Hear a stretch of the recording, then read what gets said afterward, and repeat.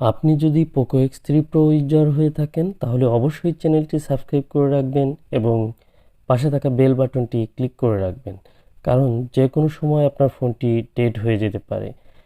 আগে থেকেই সিদ্ধান্ত নিয়ে রাখুন আপনার ফোনটি কোথায় রিপেয়ার করাবেন, কারণ প্রতিনিয়তই আমার কাছে এরকম ফোন আসছে যারা রিপেয়ার করে ব্যর্থ হচ্ছেন, পরবর্তীতে আমাকে নক দিচ্ছেন।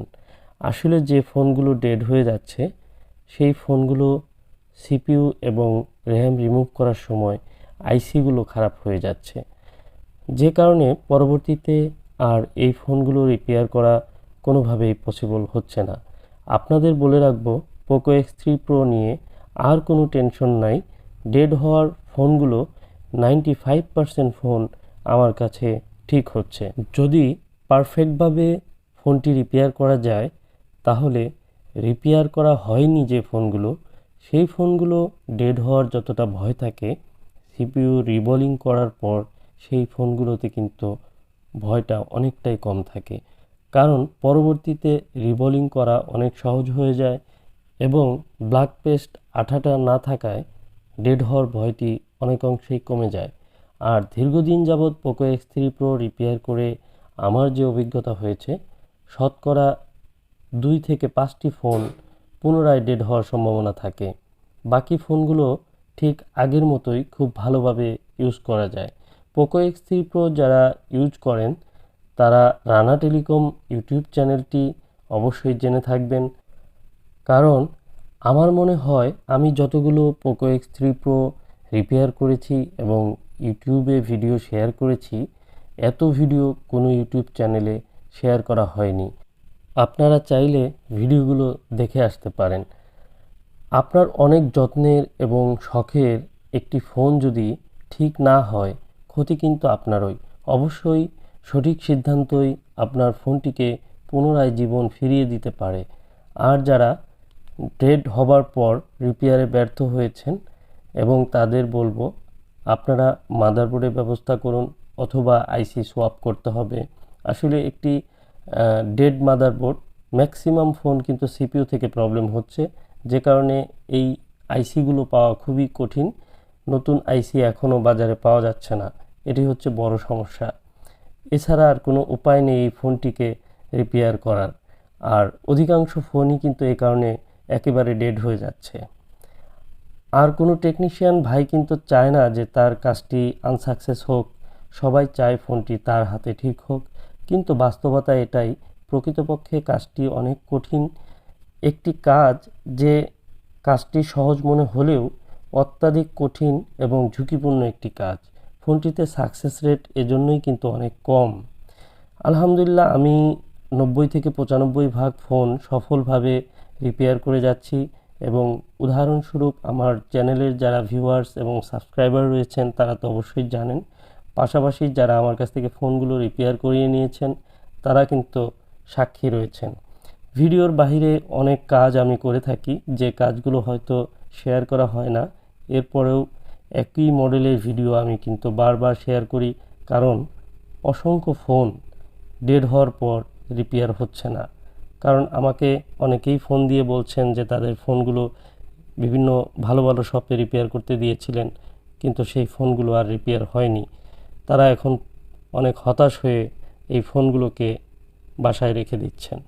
তাই বলবো, আপনারা যারা পোকো X3 Pro ইউজার তারা অবশ্যই বিষয়টিকে আগে থেকেই ভেবেচিন্তে রাখবেন, এবং কি আপনার ফোনটি সাডেনলি যে কোনো সময় কিন্তু ডেড হয়ে যেতে পারে। যদি কখনো ডেড হয়ে যায় তাহলে অবশ্যই আপনি অনেক চিন্তা ভাবনা করে ফোনটিকে রিপেয়ার করতে দিবেন, কারণ প্রথম যে রিপেয়ারের কাজটি করা হয় সিপিইউ রিমুভ করার সময়, সেই কাজটি কিন্তু অনেক গুরুত্বপূর্ণ, কারণ এটি অনেকটাই ঝুঁকিপূর্ণ থাকে। ফোনটির 90% ডেড রিস্ক কিন্তু এখানেই থাকে। তো যা হোক, আজকে অনেক কথা বলে ফেললাম।